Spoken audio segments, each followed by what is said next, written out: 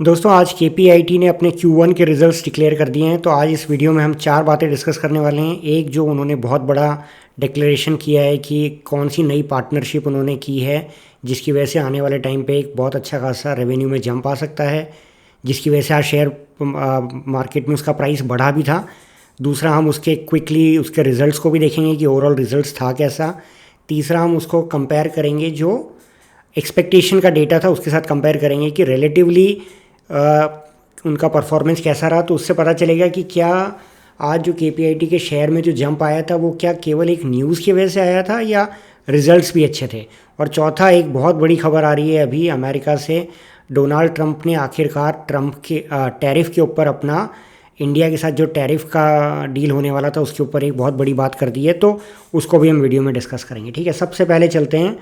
KPIT और JSW Motors ने एक बहुत बड़ा करार किया है, जो आज ही केपीआईटी ने अपने रिजल्ट्स के साथ साथ ही एक्सचेंज को ये भी बताया कि उनका ये बहुत बड़ा एक स्ट्रैटेजिक कोलैबोरेशन हो चुका है, जिसके तहत आने वाले टाइम में जेएसडब्ल्यू मोटर्स, जो जेएसडब्ल्यू का एक पार्ट है, रिसेंटली ये कंपनी बनी है, जेएसडब्ल्यू जो मेन कंपनी थी वहाँ से ये जेएसडब्ल्यू मोटर्स करके इन्होंने नया वर्टिकल बनाया है, जो करीब $3 बिलियन खर्च करने वाला है इंडिया में अगले 5 साल में to manufacture electric hybrid and plug in hybrid vehicles in India.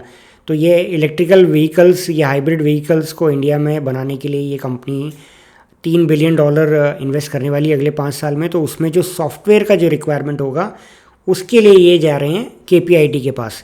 तो यहाँ अगर आप देखेंगे तो केपीआईटी के जो सीईओ हैं किशोर पाटिल साहब, उन्होंने भी बता दिया कि हम इनके साथ अपना पार्टनरशिप करने वाले हैं, और जो इन्होंने ओवरऑल ग्लोबली जितना भी अभी तक पिछले कुछ सालों में अपने बिजनेस के दौरान सीखा तो वो अब इंडिया में इम्प्लीमेंट करेंगे in partnership with JSW Motors. और वहीं जो रंजन नायक साहब हैं, जो सीईओ हैं जेएसडब्ल्यू के, उन्होंने भी इस बात को कंफर्म किया। ठीक है, तो ये तो थी बहुत बड़ी न्यूज़, इसकी वजह से आज हमको जंप देखने को मिला। तो क्या सिर्फ जंप इसकी वजह से था? तो इसका रेवेन्यू कब आएगा और वो सब डिटेल तो अभी तक हमें आई नहीं है कि कितने क्या वैल्यू की डील थी, कितने टाइम में ये रियलाइज़ होगा रेवेन्यू और प्रॉफिट एंड सो ऑन। तो अभी हमको देखना पड़ेगा कि इसका रिज़ल्ट कैसा आया। तो क्विकली आप रिज़ल्ट देखेंगे तो जून 2024 में जो रेवेन्यू 1365 करोड़ का था वो बढ़ के 1539 करोड़ हो गया, लेकिन क्वार्टर ऑन क्वार्टर आप देखोगे तो फ्लैटिश है, 1528 से 1539। तो अगर आपको ध्यान हो तो पिछले क्वार्टर में केपीआईटी के रिजल्ट्स वैसे तो काफ़ी अच्छे थे, लेकिन उन्होंने फ्यूचर को लेके कोई गाइडेंस नहीं दिया था, क्योंकि वो अनश्योर थे, वो सर्टेन नहीं थे कि जो जियो पॉलिटिकल इशूज़ हैं या टैरिफ के जो इशूज़ हैं उसकी वजह से आगे आने वाले टाइम पे होगा क्या। तो उन्होंने कोई गाइडेंस नहीं दिया था, उसी वजह से उसका शेयर प्राइस काफ़ी फॉल हुआ। फॉल होते होते ऑलमोस्ट 1200 के आसपास आ गया। लेकिन आज जो ये रिज़ल्ट आया है वो रेवेन्यू में आप देखोगे तो प्रॉब्लम ज़्यादा नहीं दिखती है। रेवेन्यू ईयर ऑन ईयर भी ग्रो हुआ है और क्वार्टरली मार्जिनली ग्रो हुआ है, लेकिन ग्रो हुआ है। लेकिन ऑपरेटिंग प्रॉफिट आप देखोगे तो ईयर ऑन ईयर तो थोड़ा सा ग्रोथ इसमें दिखता है, 288 से 295, लेकिन क्वार्टर ऑन क्वार्टर वो कम हुआ है। यानी कि जब रेवेन्यू बढ़े और प्रॉफिट कम हुए, इसका मतलब मार्जिन में इशू है, जो यहाँ दिख रहा है 21% से 19% पे। पर क्या ये बहुत प्रॉब्लमेटिक मार्जिन है? अगर हम पास्ट में देखेंगे तो जब ये शेयर बहुत अच्छा कर रहा था तब भी इसका मार्जिन ये 19%, 18%, 20% ये रहा है, मतलब 18 से 21% के बीच में ये रहता है। तो ये कोई बहुत बड़ी बात नहीं है, ये एक टेम्प्रेरी डाउनफॉल हो सकता है। तो मैं तो इसको अच्छा ही मान रहा हूँ कि ऐसे मैक्रो इकोनॉमिक सिचुएशन में भी इन्होंने अपना रेवेन्यू, अपना सेल्स बना के रखा है विद रीजनेबल एबिटा। तो आप प्रॉफिट भी देखोगे ना तो इनका रीजनेबल प्रॉफिट है, लेकिन कुछ जो शायद एक अदर इनकम पिछले क्वार्टर में इनको हुई थी ना, वो इस बार नहीं हुई है, उसकी वजह से इनका थोड़ा सा ईपीएस डाउन हुआ है। But overall I think result ऐसे आइसोलेशन में देखते हैं तो डिसेंट लगता है। अब मैं आपको सिर्फ एक कंपैरिजन दिखा देता हूँ।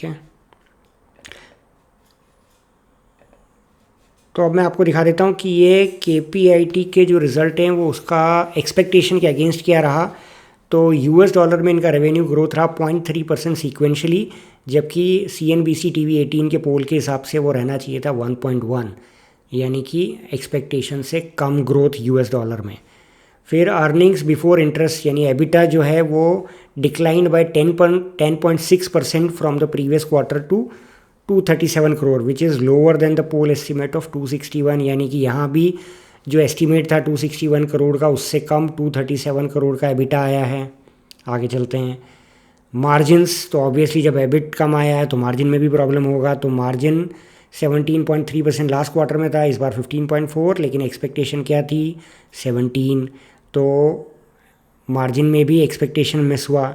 नेट प्रॉफिट की बात करते हैं, 200 करोड़ का एस्टिमेशन था, जो आया है 172 करोड़, तो ये भी मिस हुआ। आगे चलते हैं। Revenue in constant currency decline for the first time after several quarters of healthy growth. यहाँ आपने इसका पहले का ग्राफ देखा होगा ना, जो स्क्रीनर पे भी जाके आप देखोगे तो कभी भी इसका ईपीएस और रेवेन्यू कांस्टेंट करेंसी में कभी कम हुआ ही नहीं था। काफ़ी टाइम बाद ये आज फर्स्ट टाइम हुआ है। तो ये अगर एस्टिमेट से कंपेयर करेंगे तो 1.8% ड्रॉप की उम्मीद थी, लेकिन ड्रॉप हुआ कितना 3.2%, तो यहाँ भी प्रॉब्लम। और ये शेयर ऑफ KPIT 4.8%, तो ठीक है, ये मतलब ओवरऑल रिजल्ट्स ओके हैं। रिजल्ट्स को मैं बहुत अच्छा तो नहीं बोलूँगा, लेकिन जिस तरह की मैक्रो इकोनॉमिक सिचुएशन है उसके हिसाब से रीजनेबल है। लेकिन एस्टिमेट्स को बीट नहीं कर पाए हैं, तो केवल रिजल्ट की वजह से तो शेयर नहीं बढ़ा होगा।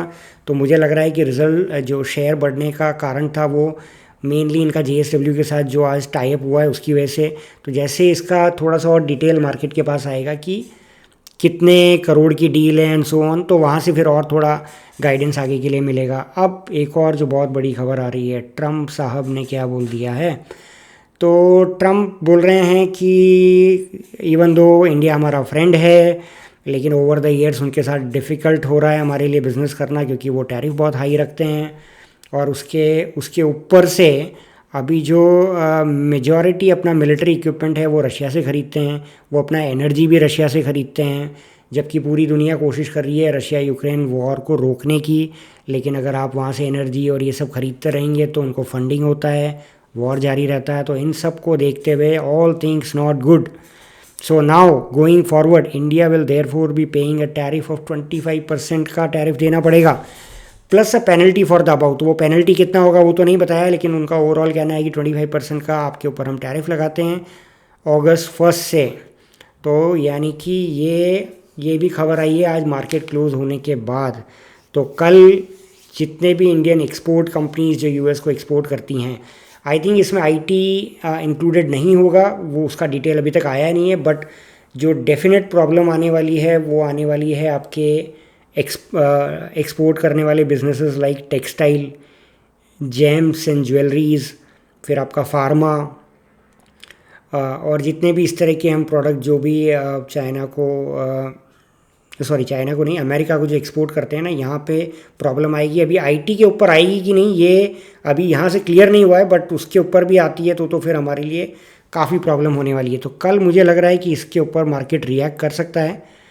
तो देखते हैं फिर कल क्या होता है, उसके बाद फिर जो भी होगा हम कल फिर बात करेंगे। Thank you.